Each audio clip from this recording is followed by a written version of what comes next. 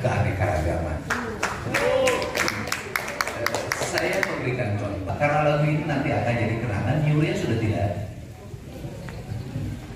Kita asik dalam setiap waktu membicarakan kebinekaan, membicarakan kebangsaan, tapi kita lupa pada tata ruang. Di bibir pantai, di babat mangrovenya, di babat pohonnya digunakan karya ekonomi. Ini kan ketidaksadaran kita dalam memahami kebangsaan yang simbolistik. Saya orang yang memahami kebangsaan secara substantif. Jadi, bahwa apa sih yang harus dibenahi dari kebinekaan ini? Yang harus dibenahi dari kebinekaan ini adalah mari kita kembalikan Indonesia, Nusantara pada aspek-aspek dasar kenusantaraan. Caranya apa? Caranya adalah pemimpinnya harus mengerti tentang Indonesia dan seluruh alam semestanya dan memimpinnya sampai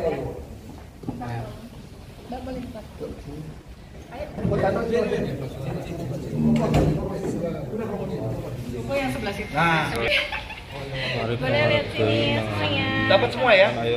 Satu. Sudah menyampaikan kita ini jangan terus-terusan ngomongin tentang dialog kebinekaan. Artinya ada problem yang tidak selesai-selesai. Tetapi yang harus dilakukan hari ini adalah mendialogkan tentang keadilan. Karena mendialogkan tentang keadilan begini deh. Kalau bicara misalnya kelompok minoritas ini juga akan memegang kuasa terhadap ekonomi. Dia punya perusahaan, dia punya toko, dia punya mesin-mesin produksi, dan dia tuh kan bayar pajak pada negara. Nah, negara itu harus mencoba untuk menjelaskan kepada masyarakat sumber-sumber pajak. Ketika menjelaskan sumber-sumber pajak, peruntukan dan penggunaannya. Jadi saya ingin ke depan, itu sampai pada tingkat begini. Ada sebuah kampung, itu kampungnya direnovasi, rumahnya ditata, jalannya dibangun, air bersihnya dialirkan, listriknya dinyalakan, sekolahnya kemudian terbangun dan kursinya tertata dengan rapi. Kemudian saya jelasin bahwa kampung ini dibangun karena ada pembayaran pajak nilainya sekian dari pengusaha A, pengusaha B yang secara kebetulan agamanya berbeda di kampung itu, etnisnya berbeda.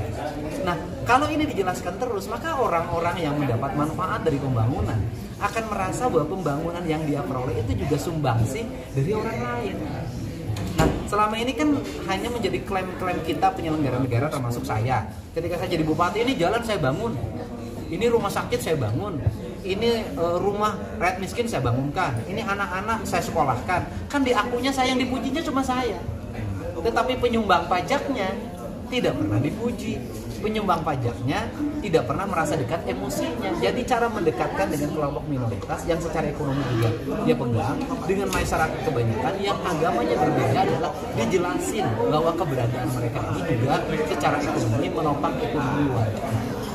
Berarti skema dari pajak itu nanti dimaksimalkan? Iya, bukan hanya dimaksimalkan. Saya ingin aliran pajak tuh bisa dibaca ke depan itu, walaupun memang mungkin agak sulit, tetapi bisa dijelaskan bahwa pajak yang dibayarkan ini mengalir ke desa ini, pajak yang dibayarkan mengalir ke kabupaten ini, jalan ini.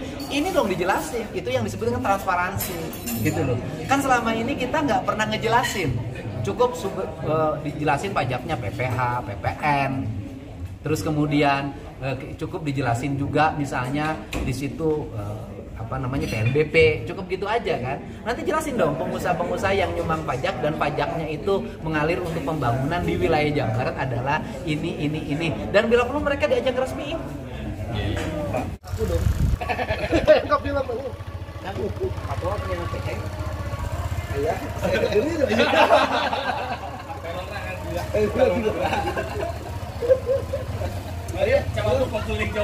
Insyaallah saya dan Pak JJ sebagai asli warga Jawa Barat akan berusaha untuk memberikan terbaik buat warga Jawa Barat, karena amanah yang dipercayakan kepada kami itu kan berat, bukan sesuatu yang akan kami sia-siakan, bahkan akan kelak membawa ke hal yang tidak baik. Kami tidak ingin seperti itu. Nah Kang, Akang sendiri kan ini ikut kontestasi dalam dalam pilkada ya.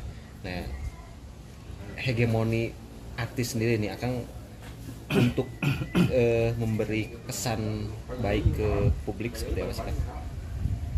Orang tua saya memberi saya nama Ronald. Itu diambil dari nama Presiden Amerika ke-40, Ronald Reagan yang dulunya adalah aktor film koboi.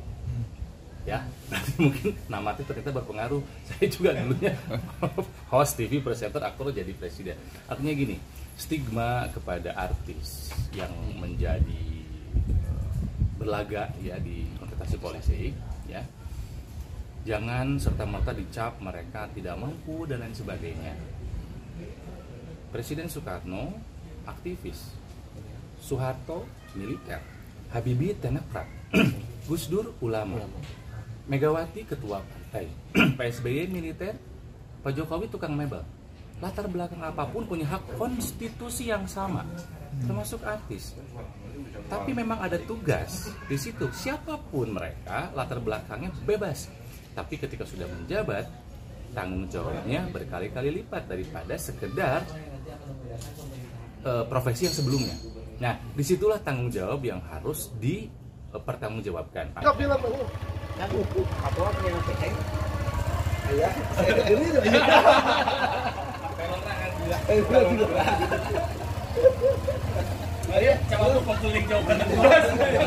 Yang saya hormati ada Banton. Yang pertama, kalau lihat, karena kalau kita masih mendialogkan kebinekaan, artinya bahwa kita tidak membangun kebersamaan. Perkara ini semestinya tidak dibicarakan lagi dalam ke depan. Saya boleh terus? Silakan lagi, itu dulu. Fakta bahwa secara konseptual ya setuju kita disepakati. Tapi masih ada disparitas yang jauh. Disparitas itu terjadi pengelolaan terhadap keanekaragaman. Saya memberikan contoh karena lagu ini nanti akan jadi kenangan. Yuria sudah tidak ada. Kita asik dalam setiap waktu membicarakan kebinekaan, membicarakan kebangsaan, tapi kita lupa pada tata ruang. Di pantai, di babat mangrove-nya, di babat pohonnya digunakan karya ekonomi. Ini kan ketidaksadaran kita dalam memahami kebangsaan yang simbolistik. Saya orang yang memahami kebangsaan secara substantif. Jadi, bahwa apa sih yang harus dibenahi dari kebinekaan ini? Yang harus dibenahi dari kebinekaan ini adalah mari kita kembalikan Indonesia, Nusantara pada aspek-aspek dasar kenusantaraan. Caranya apa? Caranya adalah pemimpinnya harus mengerti tentang Indonesia dan seluruh alam semestanya, dan memimpinnya satu, menggunakan